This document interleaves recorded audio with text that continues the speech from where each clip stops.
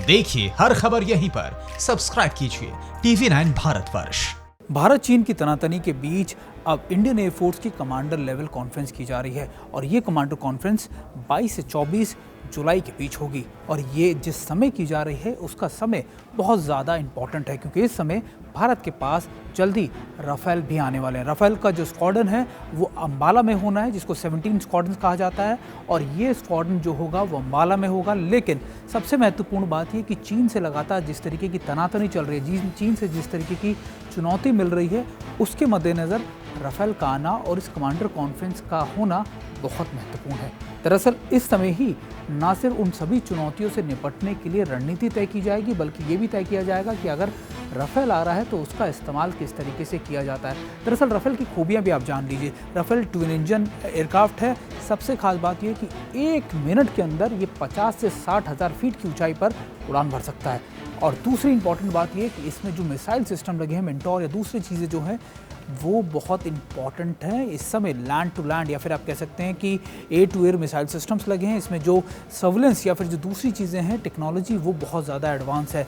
और इसके आ जाने के बाद भारतीय वायुसेना की क्षमताओं में बहुत ज़्यादा इजाफा होगा। इसका जो वज़न है 10 टन का होता है, लेकिन अपने वज़न से 2.5 गुना ज़्यादा पेलोड ये ले सकता है, यानी करीबन 2,500 टन का पेलोड, या माफ़ कीजिएगा करीबन 25,000 टन का पेलोड ये ले सकता है। और यही वजह है कि इसको इतना महत्वपूर्ण माना जा रहा है। इसमें कई मिसाइल सिस्टम, ये न्यूक्लियर वॉरहेड्स को कैरी कर सकता है। इसके अलावा एक और इम्पॉर्टेंट चीज़ कि न्यूक्लियर वॉरहेड के अलावा इसके अंदर जो सबसे खास बात यह है कि ये ना सिर्फ एंटी शिप मिसाइल या फिर ऐसी चीज़ों के अंदर भी लैस है, बल्कि ये आने वाले वक्त में एक गेम चेंजर के तौर पर होगा। भारतीय वायुसेना इस समय जो स्क्वाड्रन्स है वो करीब 33 या 34 के करीब है। लेकिन राफेल की आना या ज़रूरत, 2 स्क्वाड्रन्स राफेल के आने हैं, एक अंबाला में होगा, एक हाशिमारा में होना। और दोनों को चैलेंजेस जो हैं, अगर आप मोटे तौर पर समझे तो वो कहीं ना कहीं चीन या फिर आपके नॉर्दर्न बॉर्डर्स और इंडियन ओशंस की तरफ जिस तरीके से एग्रेशन बढ़ रहा है, उसको देखते हुए बहुत ज़्यादा इम्पॉर्टेंट है।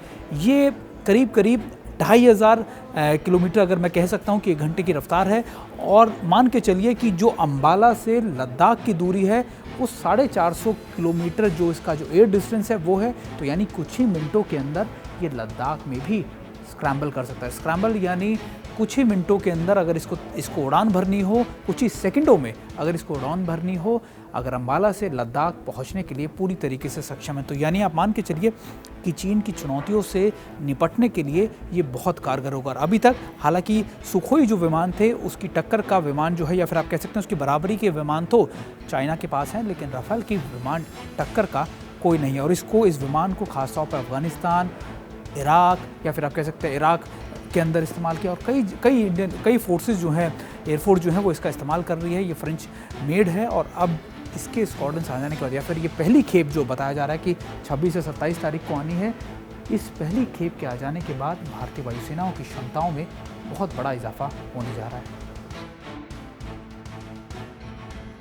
फिक्र आपकी, सोमवार से शुक्रवार रात 9 बजे सिर्फ TV9 भारतवर्ष पर।